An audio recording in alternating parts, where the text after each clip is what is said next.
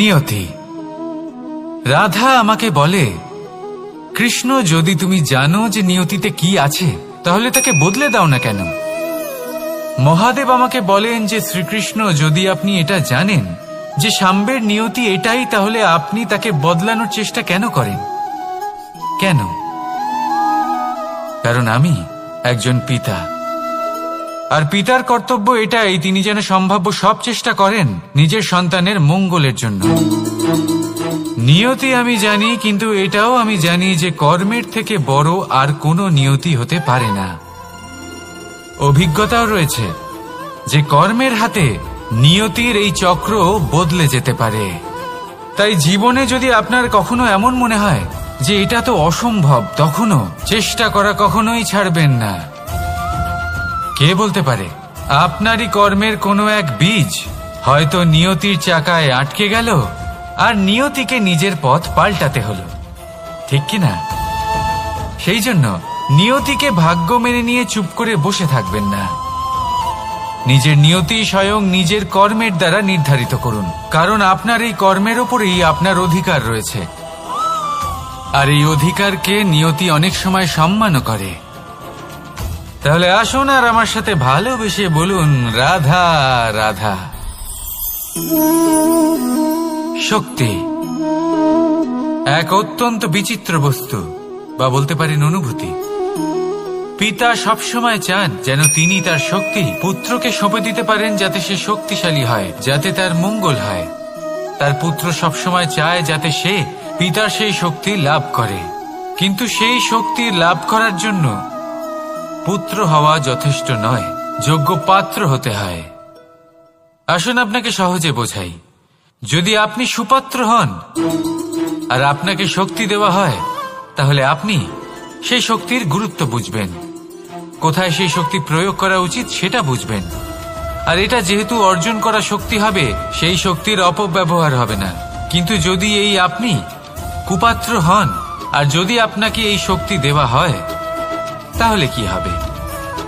দেখতে গেলে এই শক্তি আপনি দান হিসেবে পেয়েছেন, তাই না আপনি এই শক্তির গুরুত্ব বুঝবেন আর না এর প্রয়োগ আপনি জানবেন। তার অপব্যবহার হওয়া সুনিশ্চিত। তাই যদি আপনি কোনো শক্তি অর্জন করতে চান, তাহলে আগে তার যোগ্য হয়ে উঠুন, পুত্র নয় পাত্র হয়ে উঠুন। আর আমার সাথে ভালোবেসে বলুন, রাধা রাধা। কথায় আছে, প্রত্যেক পুত্র তার পিতার প্রতিচ্ছবি হয়, আর সমস্ত প্রতিচ্ছবি চায় যেন সে তার অস্তিত্ব প্রাপ্ত করতে পারে। পুত্র চায় সে যেন তার পিতার মতো হয়, বা কখনো কখনো তার থেকেও শ্রেষ্ঠ হয়। সেটা কোনো অনুচিত ব্যাপার নয়। অনুচিত তখন হয় যখন পুত্র নিজের পিতার মতো হবার স্বপ্ন পূরণ করতে গিয়ে বা তার থেকেও শ্রেষ্ঠ হওয়ার স্বপ্ন পূরণে অনুচিত পথের আশ্রয় নেয়। কারণ তারপরে সে তার পিতার গুণগুলি আত্মসাৎ করতে চায় না। সে শুধুই এটা চায় যে সংসারের চোখে যেন আমি শ্রেষ্ঠ প্রমাণিত হই। এটা অনুচিত। সংসারে এমন অনেক মানুষ আছেন যারা এই কারণে শ্রেষ্ঠ হবার চেষ্টা করেন যাতে তার পরিবারের তার পিতার সম্মান বৃদ্ধি পায়। এমনও মানুষ থাকেন, আর এটাই হলো পার্থক্য উদ্দেশ্যের। মনে রাখবেন, যদি আপনার উদ্দেশ্য শুভ হয় তাহলে পথও শুভ হবে, যদি আপনার উদ্দেশ্য অশুভ হয় তাহলে পথও অশুভ হবে। তাহলে নিজের পিতার মতো হবার চেষ্টা অবশ্যই করুন, তার থেকেও শ্রেষ্ঠ হওয়ার চেষ্টা অবশ্যই করুন, কিন্তু মনে রাখবেন আপনার সংকল্প আর আপনার উদ্দেশ্য এই দুই শুভ হওয়া উচিত। তাহলে আসুন আর আমার সাথে ভালোবেসে বলুন, রাধা রাধা। শক্তি শক্তি অর্জন করা এতটা কঠিন নয় যতটা শক্তি লাভ করার পরে সেই শক্তি সামলানো কঠিন হয়। কারণ যেই মানুষ শক্তি লাভ করে তার মনে গর্ববোধ জন্মায়, জন্মায় অহংকার, জন্মায় জেদ। তাই শক্তি প্রাপ্ত করার সাথে বিনম্র থাকাও অত্যন্ত আবশ্যক। আর এটা আমাদের শেখা উচিত বৃক্ষের থেকে। বৃক্ষ যা আমাদের ফল দেয়, বৃক্ষ যা যত ফল দেয় ততটাই ঝুঁকে যায়। আমরা পাথর মারি ওই বৃক্ষের থেকে ফল প্রাপ্ত করার জন্য। সেই পাথরের মার সহ্য করেও বৃক্ষ আমাদের ফল দেয়। কোনো গর্ববোধ নেই, কোনো অহংকার বোধ নেই, আর সেই জন্য এই বৃক্ষের পুজো করা হয়। এটাই হলো মাহাত্ম্য শক্তির সাথে বিনম্রতার।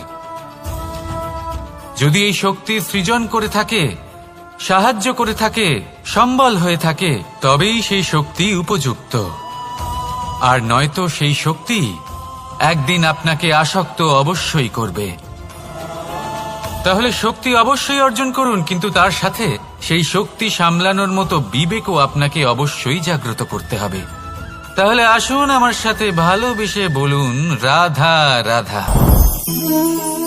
অহংকার অত্যন্ত বলশালী হয়। এই অহংকার মানুষকে কখনো নত হতে দেয় না।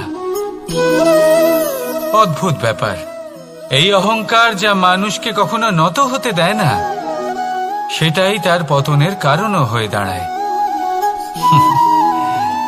যেখানে মানুষ এটা ভাবতে শুরু করে যে শুধুমাত্র সেই যোগ্য, সেখান থেকেই তার পতনের আরম্ভ। ঠিক কিনা? দেখুন, যদি কোনো মানুষ এটা ভাবে যে আমি সব কিছু করতে পারি, তাহলে তা হলো বিশ্বাস। কিন্তু যদি সে এটা ভাবতে থাকে যে শুধুমাত্র আমি এই কাজ করতে পারি, তাহলে তা হলো সেই ব্যক্তির অহংকার। আর এটা আপনাকে বিনাশের দিকে অবশ্যই নিয়ে যাবে। মনে রাখবেন, যখন আমি আর শুধুমাত্র এই দুই এক হয়ে যায়, সেখান থেকে আপনার পতনের সূত্রপাত হবেই। তাই আপনি কখনোই এই অহংকারের চক্রব্যূহে ফেঁসে যাবেন না। বিশ্বাস রাখুন নিজের ওপর এবং অন্যের ওপরও। আর মনে রাখবেন, বিশ্বাসের মধ্যে বিশ্বের প্রত্যেকটা বস্তু বসবাস করে। তাই এই অহংকারকে ত্যাগ করে ফেলুন আর আত্মবিশ্বাসের ওপর মনোসংযোগ করুন। আর আমার সাথে ভালোবেসে বলুন, রাধা রাধা। মানুষ নিজের জীবনে ঈশ্বরকে খুব মান্য করে। ওনার জন্য কি না করে, ভিন্ন ভিন্ন নামে তাকে স্মরণ করে, তাকে পুজো করে, তার আরাধনা করে। সে জানে যে ঈশ্বর তাকে শক্তি অবশ্যই দেবেন, তাকে সাহায্য অবশ্যই করবেন। কিন্তু যখন প্রশ্ন আসে গুরু এবং ঈশ্বরের, তখন গুরুর মান কখনো কম হওয়া উচিত নয়। কারণ সত্যি বলতে কি, গুরুই হলেন সেই সিঁড়ি যা বেয়ে আপনি ঈশ্বরের কাছে পৌঁছানোর পথ খুঁজে পাবেন। সেই পথ আপনি গুরুর থেকেই পাবেন। গুরু না থাকলে আপনি কখনো ঈশ্বর লাভ করতেই পারবেন না। আর জীবনে অনেক সময় লক্ষ্যের থেকেও অনেক বেশি গুরুত্বপূর্ণ হলো পথ। তাই এই পথের সম্মান করতে শিখুন, অর্থাৎ গুরুকে সম্মান করতে শিখুন। কারণ গুরুই হলেন পরমেশ্বর। তাহলে আসুন আর আমার সাথে ভালোবেসে বলুন, রাধা রাধা। আপনার জীবনে আপনার প্রকৃত বন্ধু আসলে কে? আপনার সব থেকে শ্রেষ্ঠ মিত্র আসলে কে? তিনি যিনি সময় এলে পরে আপনাকে সাহায্য করেন, নাকি তিনি যিনি সময় এলে পরে আপনাকে অর্থ দেন? দেখুন, আমরা হলাম মানুষ, আমাদের জীবনে লেনদেন চলতেই থাকে। এটা আমাদের জীবনের অভিন্ন অংশ। কিন্তু অনেক সময় এমন হয় যে আমরা তাকেই নিজের প্রকৃত বন্ধু বলে মনে করি, যিনি আমাদের একটা বহুমূল্য উপহার দেন। ঠিক কিনা? এবার আপনার জীবনে সেই বহুমূল্য উপহার কোনটা, ওই অমূল্য মিত্র আসলে কে, সেই সিদ্ধান্ত হলো আপনার। কিন্তু যদি আপনি আমাকে জিজ্ঞেস করেন, তাহলে আমার মতে স্বর্ণ, হিরে, মুক্ত, ধন এগুলো বহুমূল্য নয়। বহুমূল্য হলো সঙ্গ, যখন আপনি একা হয়ে যাবেন, সময়, যখন আপনার তাকে প্রয়োজন হবে, সমর্পণ, যখন আপনার বিশ্বাসের প্রয়োজন পড়বে। যে মানুষ আপনার প্রতি এই 3 গুণ প্রদর্শন করেন, যিনি আপনার কঠিন সময়ে আপনাকে অবশ্যই সঙ্গ দেবেন, যখন আপনার প্রয়োজন পড়বে আপনাকে অবশ্যই সময় দেবেন, আপনার প্রতি সম্পূর্ণ সমর্পিত থাকবেন, সেই হলো আপনার আসল মিত্র, সেই হলো আপনার প্রকৃত বন্ধু। কারণ সত্যি বললে, বন্ধুত্বের অর্থই হলো নিজেকে সম্পূর্ণরূপে কারোর কাছে সমর্পণ করে দেওয়া। তাই আপনার সেই বন্ধুর জন্য নিজের প্রাণ উজাড় করে দিন আর ভালোবেসে বলুন, রাধা রাধা। মানুষ জীবনে 3টে কাজ অবশ্যই করে থাকে, কিছু দান করে, কিছু গ্রহণ করে, আর কিছু ত্যাগ করে দেয়। এটাও ভাবতে থাকে যে এটা করলে কিভাবে করবে। দেবার জন্য পর্যাপ্ত ধন নেই, নেবার জন্য সংসারে অত স্নেহ নেই, আর ত্যাগ করার জন্য জীবনে এত সুখই নেই, তাহলে কিভাবে করবে? আসলে আমরা বস্তুগত চাহিদা অর্জনে এত ব্যস্ত হয়ে পড়ি যে আমরা বুঝতেই পারি না যে কি নেবার আছে, কি দেবার আছে, আর কি ত্যাগ করার আছে। তাহলে আজ আমি আপনাকে বলেই দিই, মনে রাখবেন এই 3টে গুরুত্বপূর্ণ গুণ, 3টে গুরুত্বপূর্ণ কথা। দেবার জন্য আছে দান, নেবার মতো আছে জ্ঞান, আর ত্যাগ করার মতো আছে অহংকার। যখন আপনি দান করতে শিখে যাবেন, জ্ঞান অর্জন করার শক্তি আপনা থেকেই আপনার মধ্যে চলে আসবে। আর যখন এই জ্ঞান আপনার মধ্যে প্রবেশ করবে, অহংকার আপনা থেকেই আপনার থেকে দূরে চলে যাবে।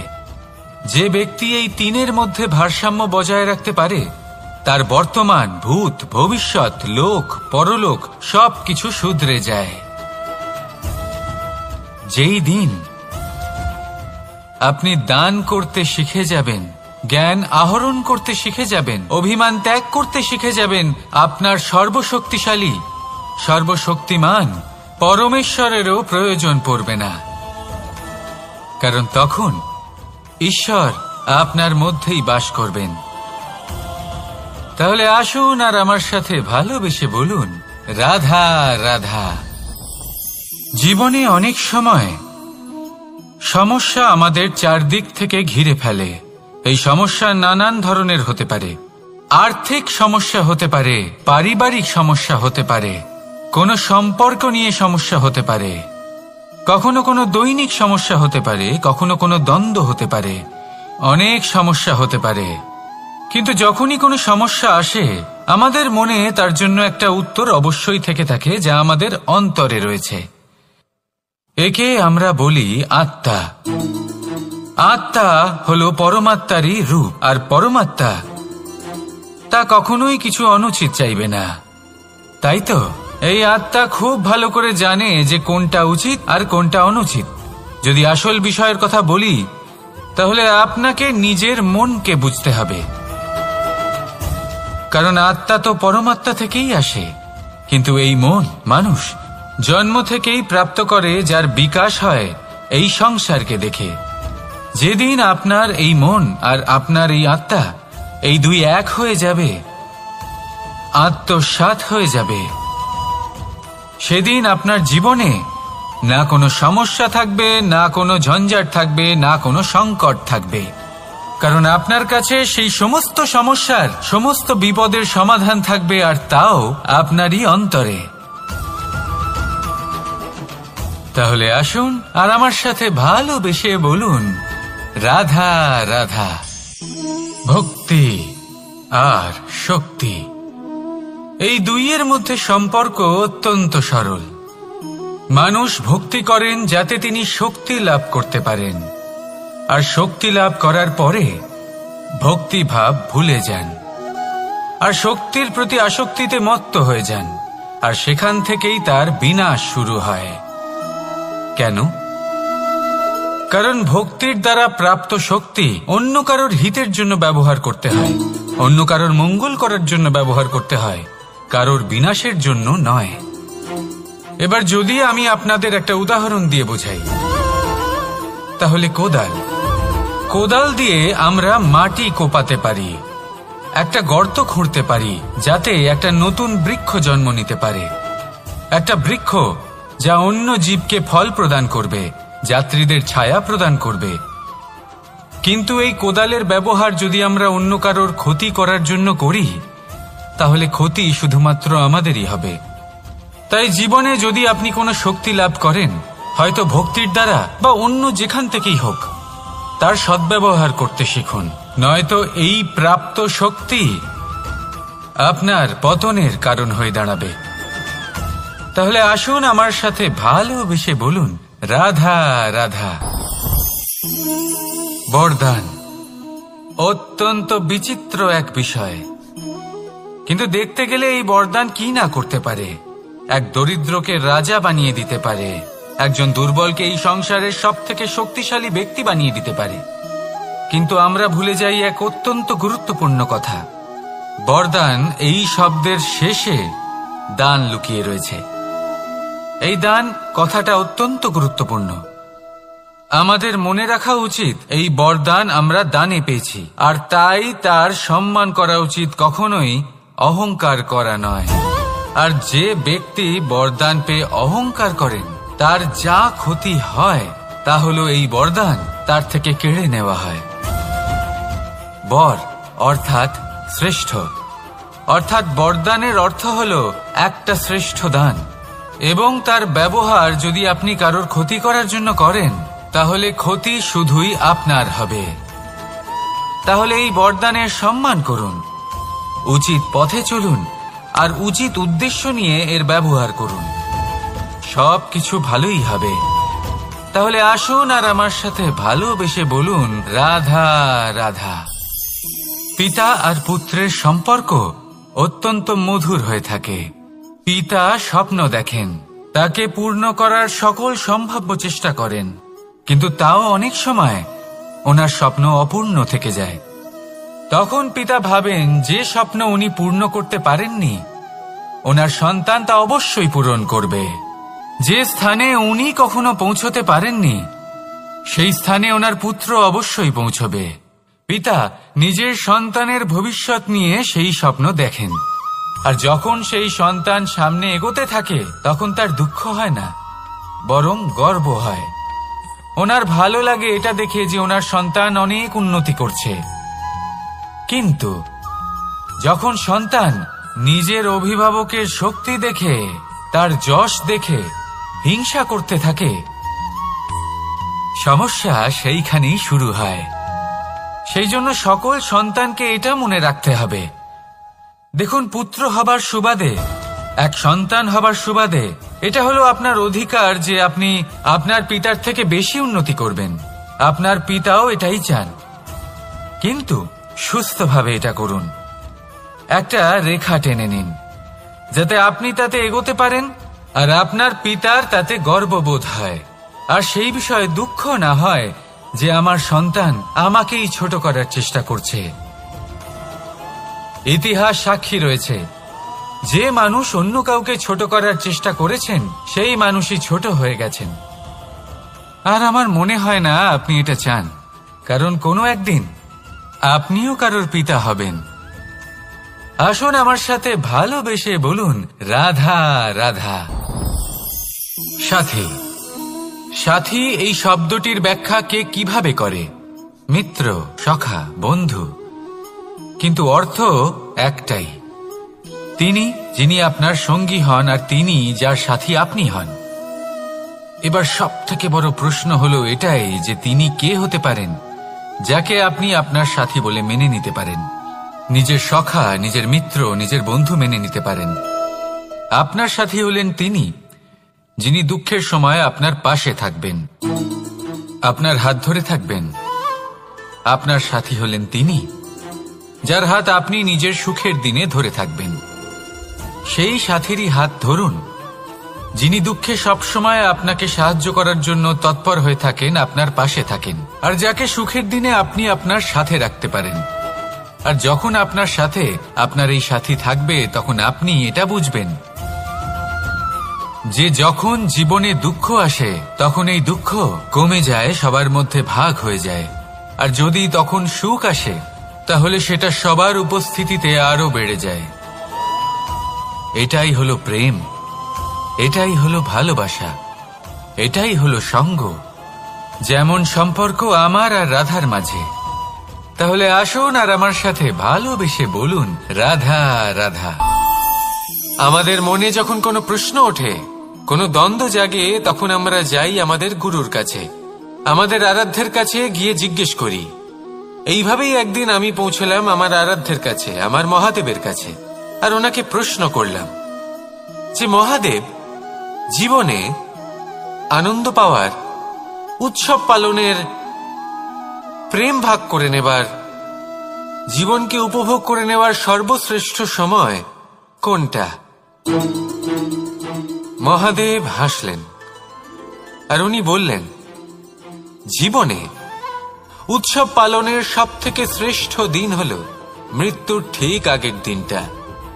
প্রেম ভাগ করে নেওয়ার সবথেকে শ্রেষ্ঠ মুহূর্ত হল মৃত্যুর ঠিক আগের মুহূর্ত।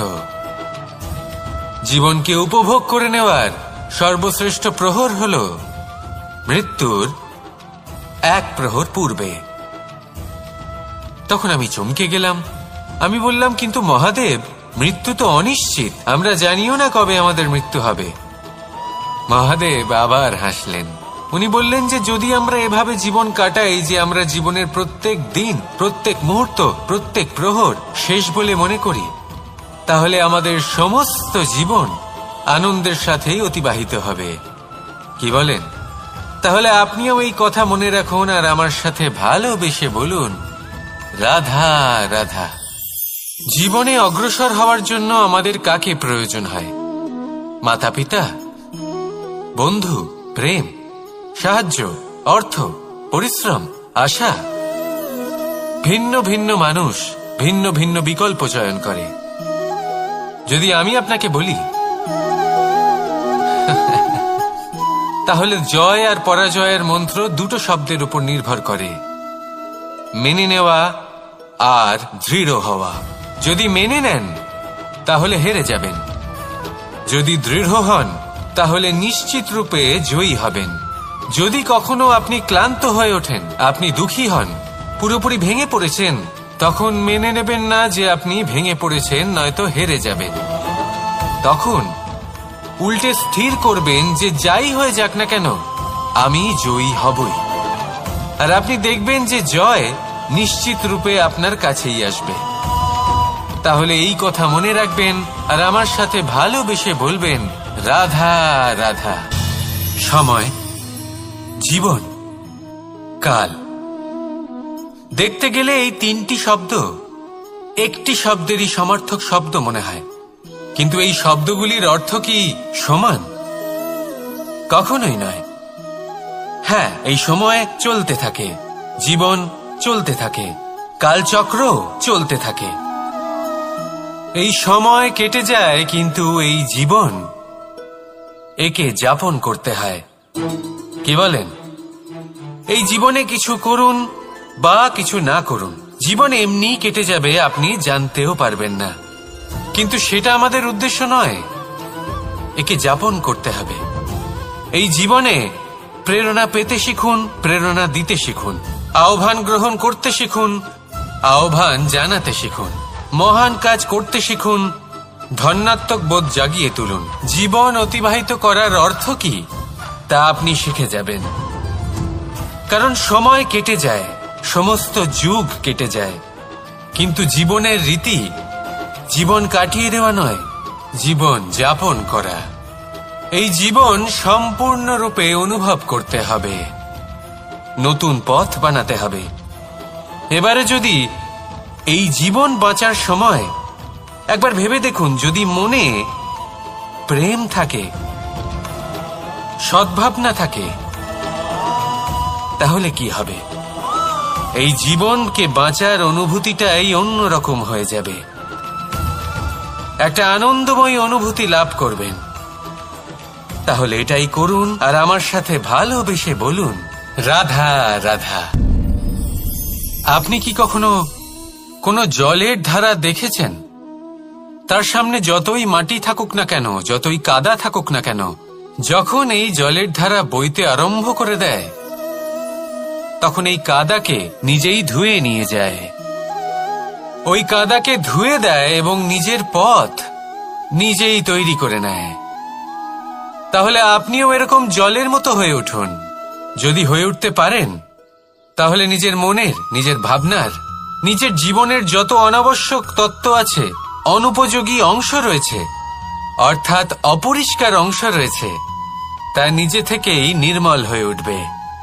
আর যেরকম জলের ধারা কখনো থেমে থাকে না, সব সময় বয়ে চলে, সেইভাবে আপনিও কখনোই থামবেন না। সবসময় বয়ে চলুন, এগোতে থাকুন। পথে যদি অনেক বিপদ আসে, সমস্যা আসে, থামবেন না, তার উপর নিরন্তর প্রহার করুন, নিরন্তর প্রয়াস করুন আর অগ্রসর হন।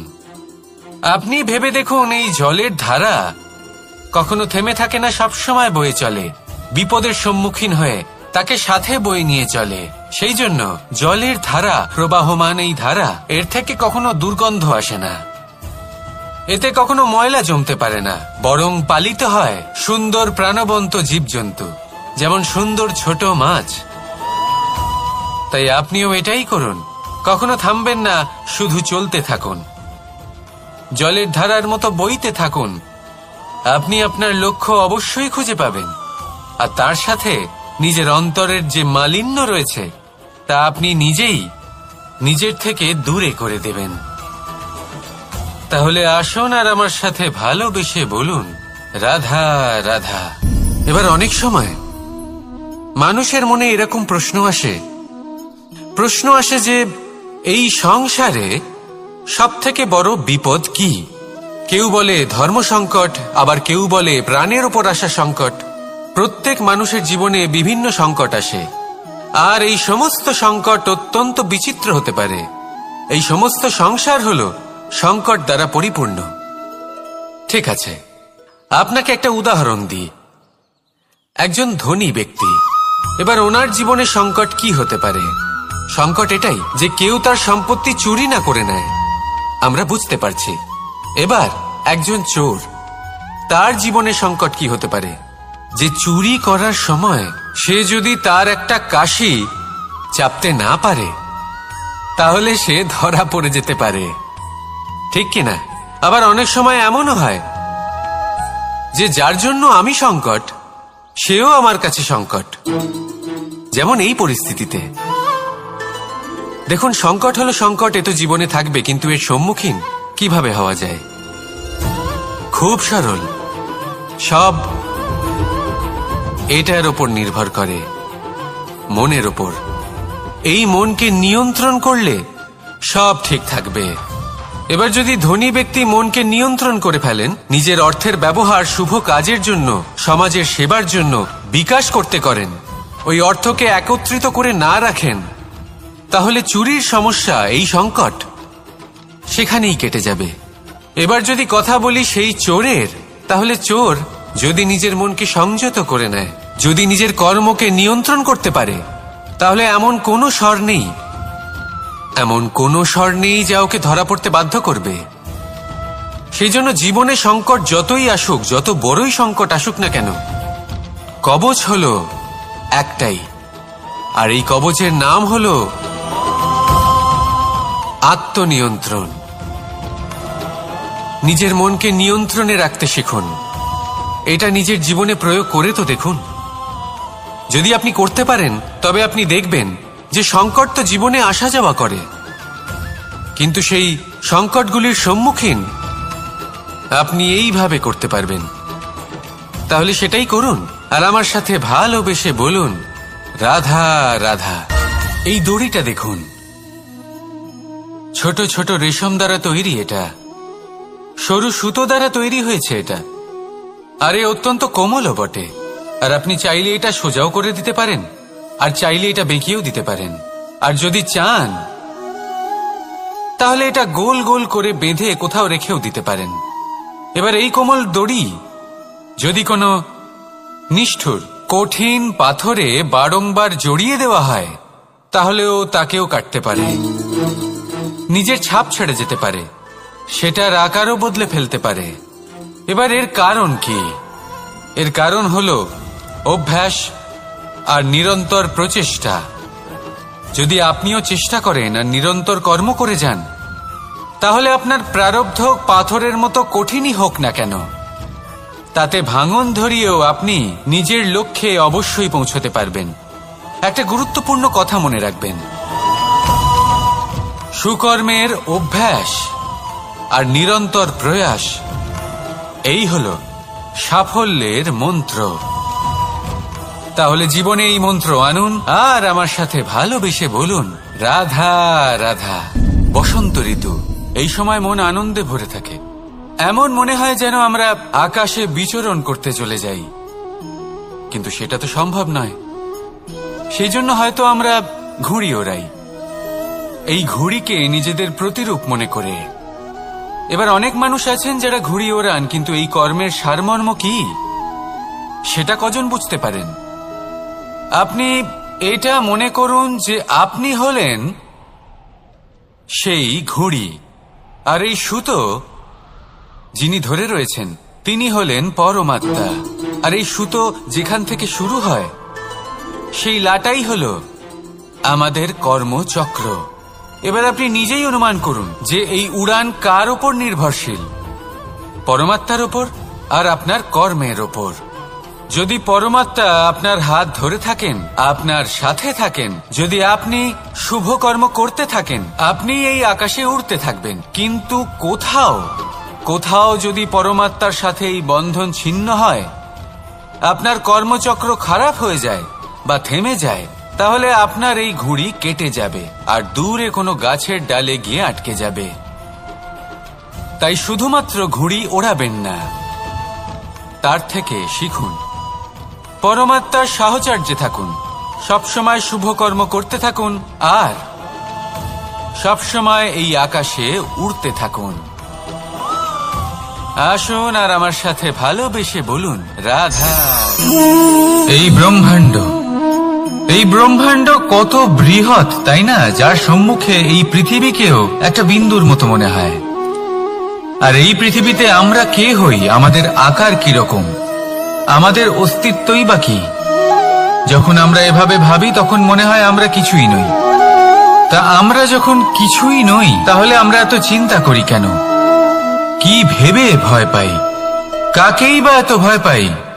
কে আমাদের মারতে পারে আর কেই বা আমাদের জন্ম দেবে? আত্মার আসলে না কখনো জন্ম হয় আর না কখনো মৃত্যু। আত্মা শুধুই শরীর বদল করে। আপনি, আমি, আমরা সকলে এই শরীর নয়, আমরা হলাম আত্মা, যা হলো পরম আত্মার পরম অঙ্গ। সেই জন্য মনে রাখবেন, বাইরের কোথাও দেখবেন না, নিজের অন্তরের গভীরে গিয়ে দেখুন, আত্মাকে উপলব্ধি করতে শিখুন। ক্লেশ, ভয়, চিন্তা, এই সব কিছুর থেকে নিজেকে দূরে রাখুন, তাহলেই উপলব্ধি করতে পারবেন পরমাত্মাকে। তাহলে আসুন আমার সাথে ভালোবেসে বলুন, রাধা রাধা। পরিবর্তন এই সংসারের শাশ্বত নিয়ম। কোন রাজা নেই যিনি চিরকাল রাজা থাকেন, কোন ধনী ব্যক্তি নেই যিনি চিরকাল ধনী থাকবেন। এই সংসারে সূর্যের স্থান নেওয়ার জন্য চন্দ্রিমার আগমন ঘটে। কোন স্থান যাকে পতিত বলা হয়েছিল সেখানে মহল তৈরি হয়েছে। কোন স্থান যাকে আজ মলিন বলা হয়েছে কাল সেখানে মন্দিরও স্থাপন হতে পারে। কোন ঋতু চিরকালের জন্য থাকে না, কখনো সময় চিরকাল একরকম থাকে না। আজ যা আপনার কাছে রয়েছে কাল অন্য কারোর ছিল, আজ যে আপনার কাছে রয়েছে কাল তা অন্য কারোর কাছে চলে যাবে। আপনার সাথে কিছু থাকলে তা হলো আপনার কর্ম, কিন্তু সেই কর্মের পরিণামও আপনার নয়। আপনি শুধু কর্ম করুন, বাকি সবকিছুই পরিবর্তনশীল। কিন্তু সেই পরিবর্তনকে দেখে ভয় পাওয়ার প্রয়োজন নেই, তাকে স্বাগত জানান। যদি আপনি হাসি মুখে সেই পরিবর্তনকে স্বাগত জানান, তাহলে এই পরিবর্তনও হাসি মুখে আপনার সাথে থাকবে। আসুন আমার সাথে ভালোবেসে বলুন, রাধা রাধা। এই সংসারে সুখ আর সন্তোষ লাভ করার পথ কি? ত্যাগ করা নাকি মেনে নেওয়া? এটা হলো একটা ধাঁধার সমান, আর যে বুঝতে পারে তার কাছে এক মিত্রের সমান। দেখুন, আপনি যা বদলাতে পারেন তা আপনি বদলে ফেলুন, যা আপনি বদলাতে পারবেন না তা আপনি স্বীকার করে নিন, আর যা মেনে নিতে পারবেন না তাকে নিজের থেকে আলাদা করে দিন। ধরুন, আপনার কোনো অভ্যেস আছে যা আপনি বদলাতে চান, বদলে ফেলুন।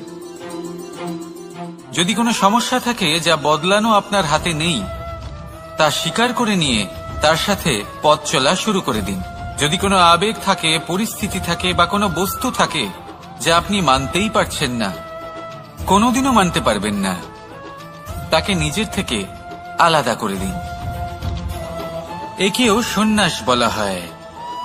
জীবনে সুখ দুঃখ, ক্ষয় হোক বা লাভ, এই সবেতেই সমান রূপে যাপন করা, তাই হলো সন্ন্যাস।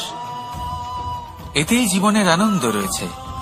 তাহলে এই আনন্দ উপভোগ করুন আর আমার সাথে ভালোবেসে বলুন, রাধা রাধা।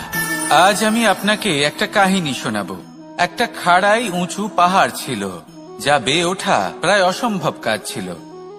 এবার একদিন কয়েকটা ব্যাঙ এলো আর তা বেয়ে উঠতে শুরু করলো। আস্তে আস্তে প্রত্যেকটা ব্যাঙ মিলে লাফিয়ে লাফিয়ে ওপরে ওঠার চেষ্টা করছিল।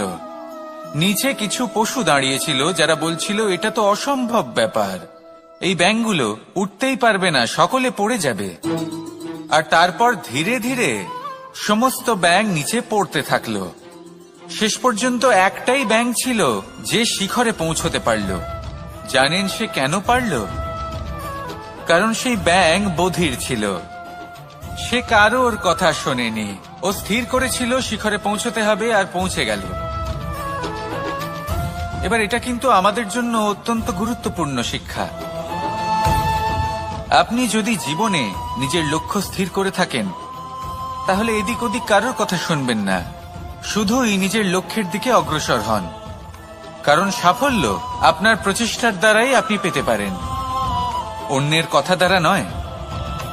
তাহলে চেষ্টা করতে থাকুন আর নিজের লক্ষ্য প্রাপ্ত করুন। আর আমার সাথে ভালোবেসে বলুন, রাধা রাধা।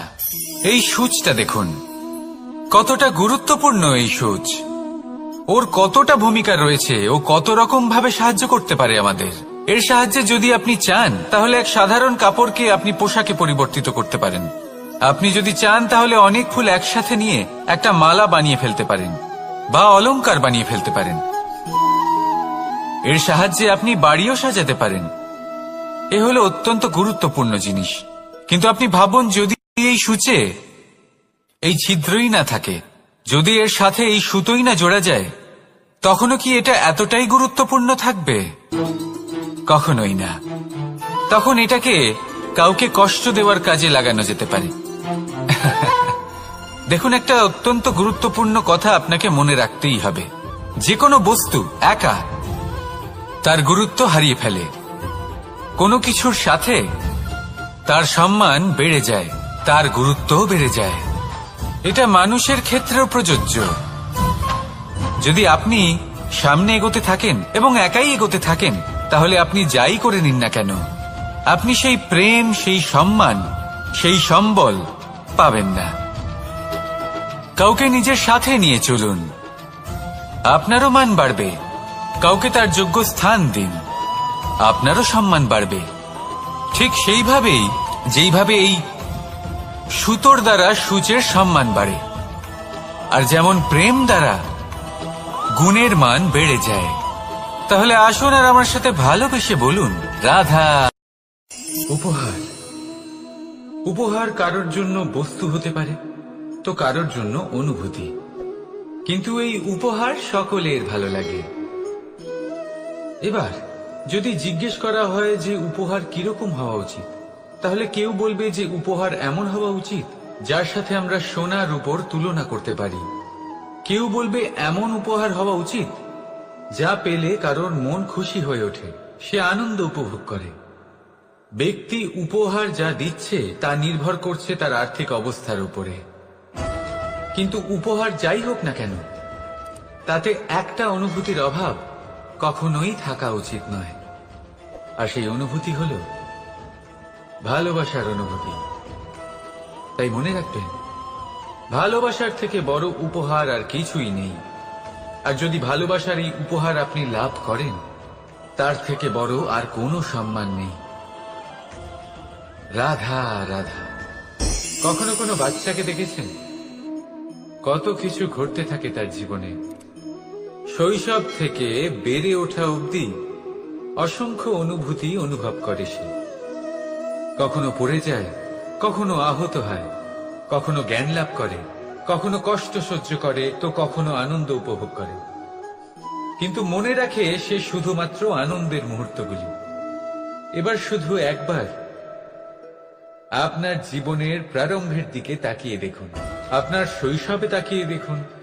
আপনি দেখবেন বেশিরভাগ যেসব স্মৃতি আপনার মনে আছে সেগুলি সমস্ত ভালো মুহূর্তের, খারাপ মুহূর্তের নয়।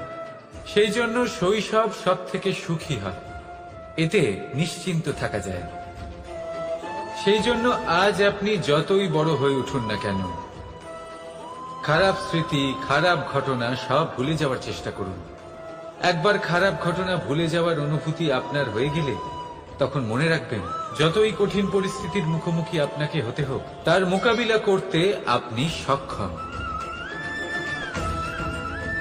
রাধা রাধা।